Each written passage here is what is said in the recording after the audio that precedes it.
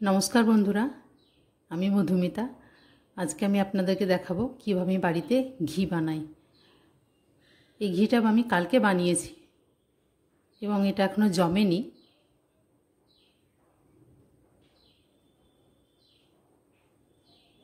আর পাশের ঘিটা আমি আগেই বানিয়েছি, তার জন্য এটা জমে গেছে। এটার রঙটা হয়েছে একটু সাদা, আর পাশের ঘিটার রঙটা একটু কালো, কিন্তু দুটোই খেতে একই রকম। এটা আমি একটু নরম পাকের বানিয়েছি। এটা একটু তাড়াতাড়ি খারাপ হয়ে যায় আর কি, বেশি দিন থাকে না, কিন্তু একটু কড়া পাকের তৈরি করলে অনেক দিন থাকে। এটা আমার এখানে আছে প্রায় 1.5 লিটার দুধ। এটাকে আমি গরম করে ফ্রিজে রেখে দিয়েছিলাম। পরে ঠান্ডা হওয়ার পরে উপরে যে মাখনটা জমেছে সর আর কি, সেটা আমি তুলে নিই। দেখুন, এটা আমি 7 দিন ধরে তুলে নিচ্ছি। একটা বাটিতে জমা করেছি। এটা দিয়ে আজকে আমি ঘি বানাবো। এখানে একটা কড়াইয়ের মধ্যে আমি বাটির মাখনটা ঢেলে নিয়েছি। এভাবে হাত দিয়ে অনবরত তাকে ফেটাতে হবে। প্রায় 5 মিনিট ধরে এটা ফেটাতে হবে।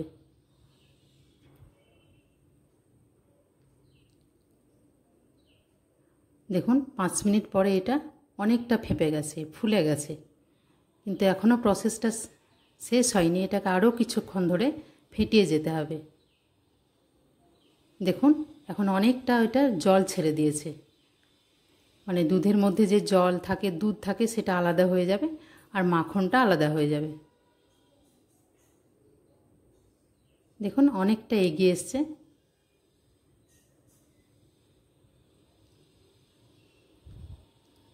দেখুন, এটার মধ্যে যে দুধ আর জলটা ছিল সেটা আলাদা হয়ে যাচ্ছে, আর মাখনটা আলাদা হয়ে গেছে।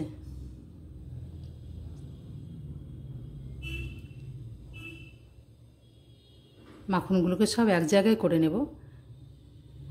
এখানে আমি দিয়ে দেব কিছু বরফের টুকরো।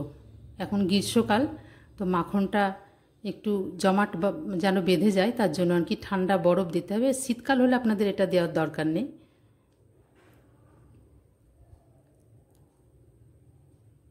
বরফ দেওয়ার সঙ্গে সঙ্গে দেখুন মাখনগুলো শক্ত হয়ে এক জায়গায় গিয়ে জমা হচ্ছে। এভাবেই আমি দুধ থেকে মাখনটা আলাদা করে নেব। এবং কড়াইয়ের মধ্যে যেটা দেখতে পাচ্ছেন সেটা হচ্ছে বাটার মিল্ক। বাটার মিল্ক শরীরের পক্ষে খুব ভালো, অনেকে ছাঁচও বলে রাখে। আবার এটাকে যদি ফ্রিজে রেখে দেন পুরো দইয়ের মতো জমে যাবে। বাটার মিল্কের আপনি শরবত করে খেতে পারেন।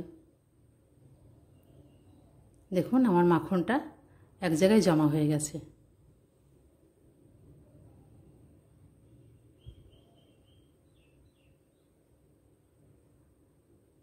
এবার বাটার মিল্কটাকে আমি একটা বাটির মধ্যে ঢেলে নেব। যে বাটিটার মধ্যে আমি মাখন রেখেছিলাম সেই বাটিটার মধ্যে বাটার মিল্কটাকে ঢেলে নেব।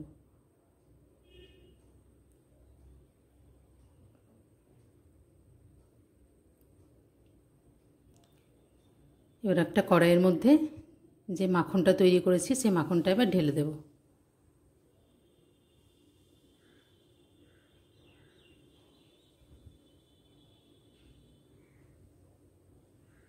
এটা প্রায় 7 দিনের মাখন।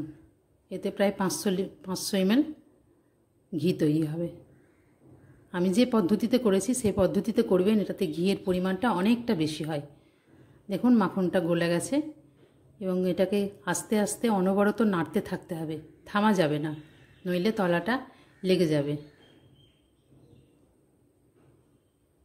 দেখুন, মাখন থেকে এবার ঘি বেরোতে শুরু করেছে।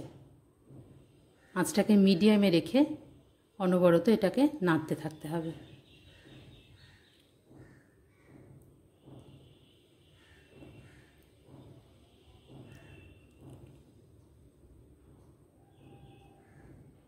প্রায় অনেকটা হয়ে এসছে। দেখুন, ঘিগুলো সব উপরে ভাসছে আর তলায় যে সরগুলো, ওগুলো তলায় জমা পড়ছে।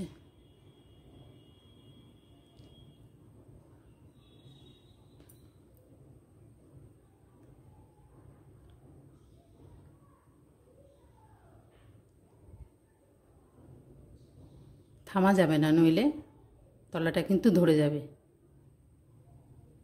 এভাবে মিডিয়াম আঁচে আস্তে আস্তে নাড়তে নাড়তে দেখুন এখন উপরটা অনেকটা ঝাঁক তৈরি হয়েছে। ঠিক এই অবস্থায় একদম সিমে করে দিতে হবে গ্যাসটা, নইলে কিন্তু ঘিটা কড়াই থেকে বেরিয়ে পড়ে যাবে।